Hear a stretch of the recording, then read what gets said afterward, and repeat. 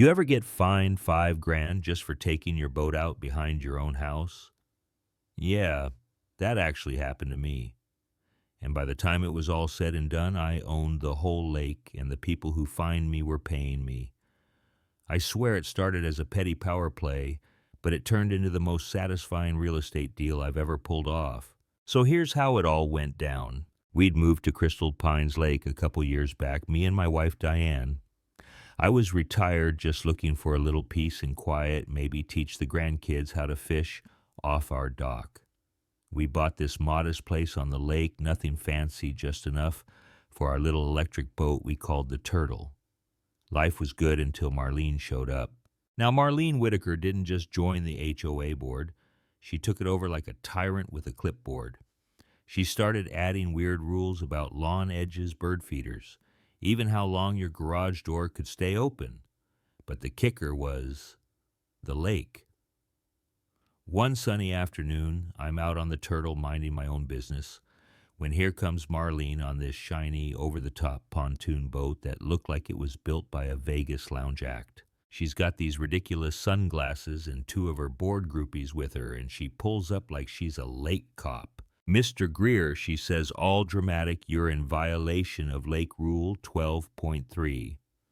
Only members of the Preservation Society can operate boats on this lake." I'm just sitting there like, preservation, what? Now, I'd never heard of this society, and I'd read every line of the HOA documents before we moved in. She hands me this laminated brochure like it's some exclusive country club invite, then roars off, leaving my poor little turtle rocking in the waves. 3 days later, I get a letter certified no less, a $5,000 fine for unauthorized pontooning. I nearly choked on my coffee. The letter cites a clause that doesn't even exist in the HOA rules I had, and the attached regulations, just a cheap piece of printer paper signed by Marlene and her buddy Carl, the treasurer. No vote, no announcement, just poof, new rules.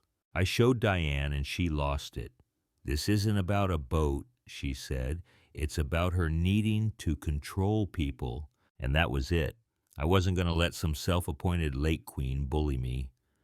I pulled every HOA document I had, cross-checked it with state law, and something caught my eye, the actual ownership of the lake. Turns out it wasn't clearly deeded to the HOA. It was still technically owned by some old trust from the original developer.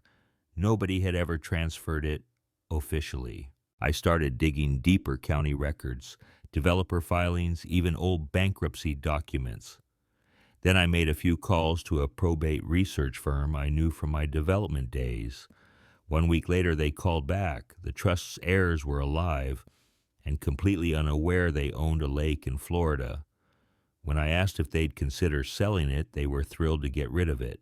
So I set up a shell company, Horizon Blue Holdings, and bought the lake. Full legal deed. No disputes, no ambiguity. I owned it outright. Now here's where it gets fun. I didn't tell anyone. I paid that ridiculous $5K fine under protest, of course, just to keep things quiet. Marlene thought she'd won. Meanwhile, I started documenting everything. Every HOA Preservation Society event on the lake, every exclusive boat party, every kayak race, I filmed it all. Dates, times, who was there. And then came her big moment, Marlene's precious fall regatta.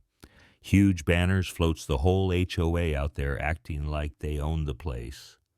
That's when I made my move. That morning, my lawyer, Sheila, served Marlene with a formal trespassing notice on her pontoon boat while she was mid-speech. Her face when she opened that envelope was something I'll never forget. Confusion, then rage, then pure panic. Along with the notice came an invoice for $1.2 million in back usage fees. Every unauthorized event since I bought the lake had been documented and priced out. And I didn't stop there. We served every board member who used the lake. Marlene got a personal invoice for $250,000.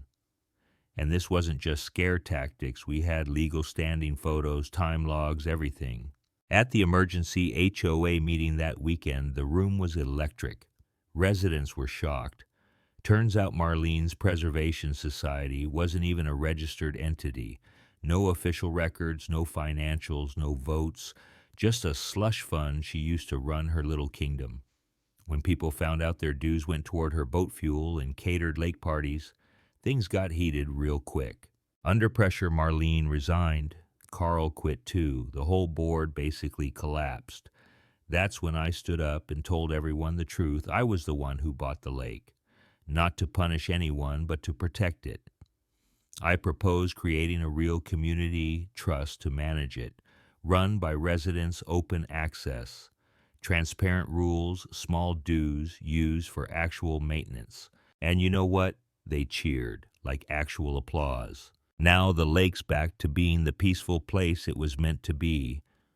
The turtle still floats along, Diane still brings iced tea out to the dock, and the HOA.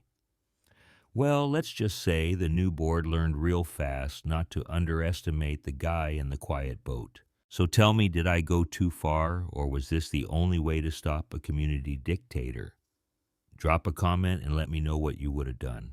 Because if there's one thing I learned, sometimes the best way to deal with a power trip is to buy the whole road they're trying to block you from.